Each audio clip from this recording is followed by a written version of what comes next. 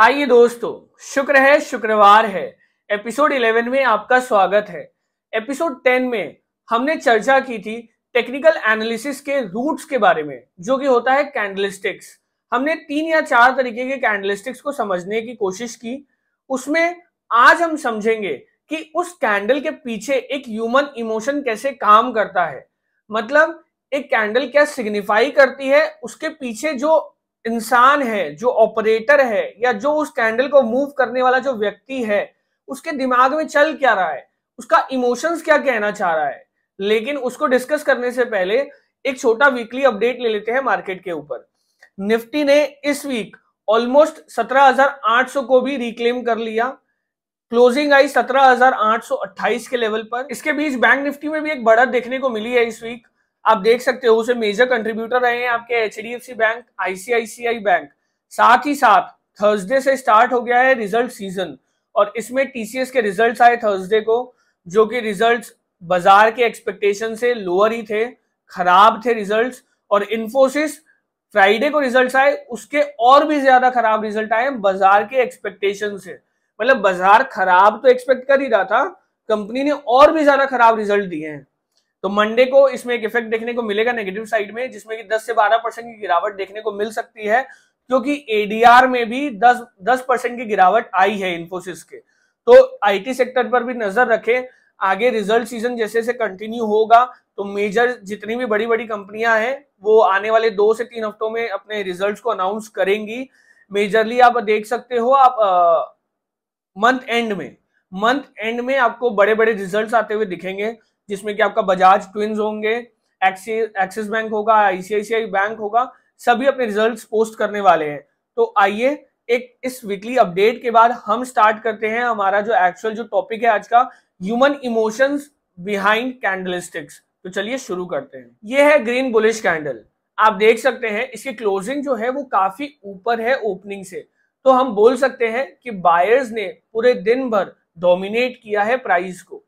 मतलब जो सेलर था वो कोई भी भाव पे डोमिनेट नहीं कर पाया, या वो कोई भी भाव पे प्रॉफिट नहीं बना पा रहा था आज के दिन में।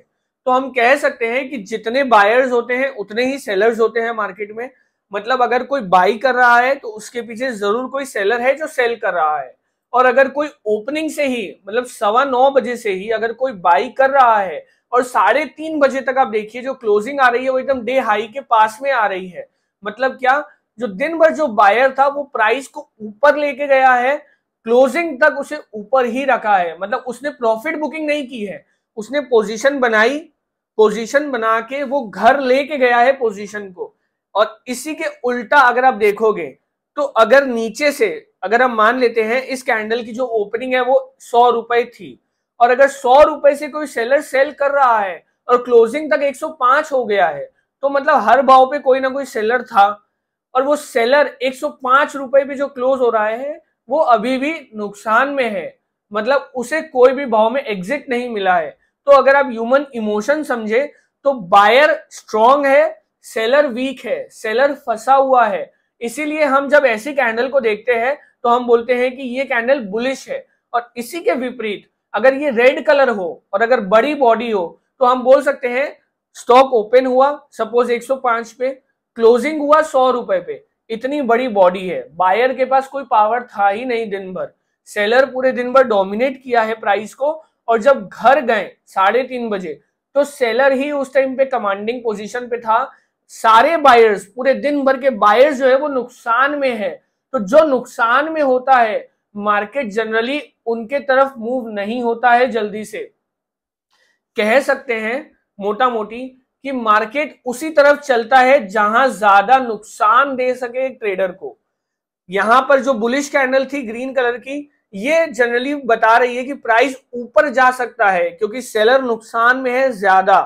और दूसरे कैंडल में हमने देखा कि रेड कैंडल है, मतलब बायर नुकसान में है। मतलब क्या, भाव और नीचे जा सकता है, क्योंकि जहां पेन है वहीं मार्केट ज्यादा पेन देने की कोशिश करता है। तो आप कैंडलस्टिक्स के पीछे का इमोशन जब समझोगे तो आप हर कैंडल को ऐसे ही गॉज कर पाओगे। आज आप देख रहे हो कि ये बुलिश कैंडल है, जैसे कि हमने लास्ट टाइम बात किया था शूटिंग स्टार के बारे में, आप देख सकते हो स्क्रीन पे।